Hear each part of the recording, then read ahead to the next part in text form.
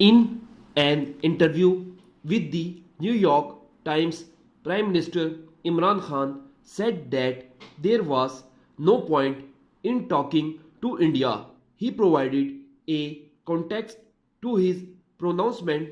I mean, I have done all the talking. Unfortunately, now when I look back, all the overtures that I was making for peace and dialogue, they took it for appeasement.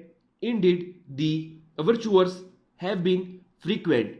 He promised to take two steps if India takes one in the direction of amity. He ignored those who opposed his move to release the Indian pilot arrested on Pakistani territory in February. And in the run up to the Indian general election this summer, Mr. Khan went on to state how a victory at the polls for Prime Minister Narendra Modi would be helpful in finding a resolution to the Kashmir issue. But while Mr. Khan's disappointment is understandable, it is doubtful whether his decision to drop the idea of talks is sensible.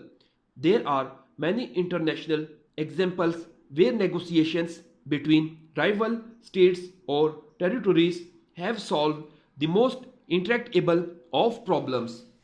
One hopes this is not his final word on the topic of peace in the region. It is equally true that there is no room for appeasing India, and Pakistan's battle must follow a clear diplomatic route at World Forum where India's hubris and atrocities in IHK must be highlighted. For this, it needs a strong, coherent, and consistent strategy, perhaps with input from former diplomats who have participated in several peace efforts with India without compromising on Pakistan's vision for Kashmir.